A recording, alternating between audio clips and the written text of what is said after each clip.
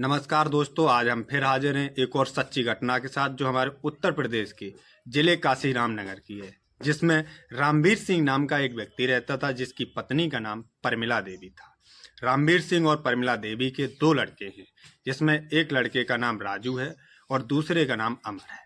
अमर बड़ा लड़का है जिसकी शादी हो चुकी है, जबकि राजू छोटा बच्चा है और वो अपने माता पिता का सबसे लाडला बेटा है। जबकि लाडला होने के बावजूद वो केवल 10वीं क्लास तक की पढ़ाई पूरी करता है। उसके बाद आवारा लड़कों के साथ गलियों में घूमने लगता है। इधर रामवीर सिंह का एक पड़ोसी है राकेश सिंह। राकेश सिंह की एक लड़की है जिसका नाम है सुचित्रा। सुचित्रा जब धीमे धीमे बड़े होती है और इधर राजू भी बड़ा होता है तो दोनों में आपस में प्यार हो जाता है। प्यार इतने हद तक बढ़ता है कि दोनों आपस में एक दूसरे को मिलने लगते हैं। राजू और सुचित्रा का प्रेम प्रसंग शुरू हो जाता है तो इस बात की खबर सुचित्रा के पिता यानी राकेश को पता लग जाती है। तो राकेश सुचित्रा की पिटाई करता है और इस बात की खबर राजू के पिता को देता है। राजू के पिता को जब इस बात की खबर रामवीर सिंह को लगती है तो रामवीर सिंह समझ जाता है कि हमारा लड़का बिगड़ रहा है, तो वो राजू को बाहर नौकरी के लिए भेज देता है। इधर सुचित्रा के पिता उसकी शादी की तैयारी बहुत ही जल्दी करते हैं और उन्हें धीमे धीमे एक भूरे नाम का लड़का मिल जाता है जिससे सुचित्रा की शादी कर देता है। इधर सुचित्रा शादी करके ससुराल चली जाती है और राजू बाहर नौकरी करने चला जाता है। राजू को जब इस खबर का पता चलता है कि सुचित्रा की शादी हो चुकी है तो राजू वापस नौकरी से अपने घर आ जाता है और बहुत ही ड्रिंकिंग करने लगता है। इस हालत में ड्रिंकिंग करने लगता है कि उसे अपने तन का होश नहीं रहता और जगह बेजगह पड़ा रहता है।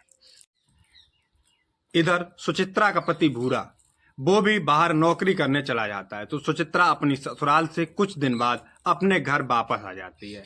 इस बात की खबर राजू को पता चल जाती है तो राजू एक दिन सुचित्रा से मिलता है और दोनों मिलकर आपस में बातें करते हैं।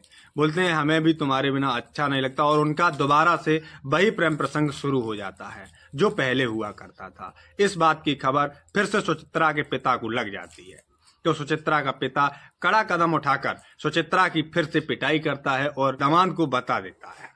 भूरा जब इस बात को सुनता है तो वो भी काफी गुस्से में आ जाता है और भी अपनी पत्नी को समझाने की कोशिश करता है, लेकिन सुचित्रा नहीं मानती।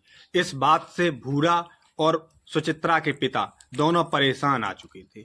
एक दिन उसके पिता ने सुचित्रा और राजू को एक साथ पकड़ लिया तो उसने सुचित्रा की बहुत पिटाई लगाई और राजू वहां से भाग गया। लेकिन इस बात को काफी दिन गुजर चुके थे। धीमे धीमे समय और निकला तो सुचित्रा के पिता सोचने लगे कि इसने हमारी पूरे गांव में बेइज्जती करा रखी है। इस बात को लेकर सुचित्रा के पिता अब सोचने लगे कि इस राजू को ही इस दुनिया से खत्म किया जाए। इस बात की खबर वो अपने दामाद को देता है और अपने परिवार के दो लोगों को भी इस बात पर बताता है। और इधर वो एक दिन राजू से प्रेम भरी बातें करने लगता है और कुछ दिन के बाद राजू को अपने घर आमंत्रित करता है। लेकिन राजू को इस बात की कोई खबर नहीं रहती कि हमारे लिए क्या षड्यंत्र रचा जा रहा है।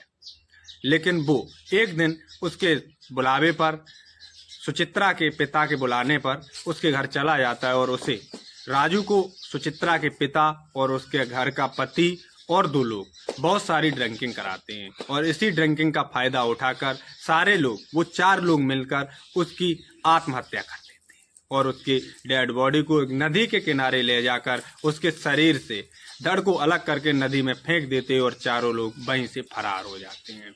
लेकिन इधर राजू के पिता को जब ये जानकारी हुई कि 2-4 दिन बाद राजू घर नहीं आया तो उसके पिता ने पास के थाने में जाकर राजू की गुमशुदा की रिपोर्ट दर्ज करा दी।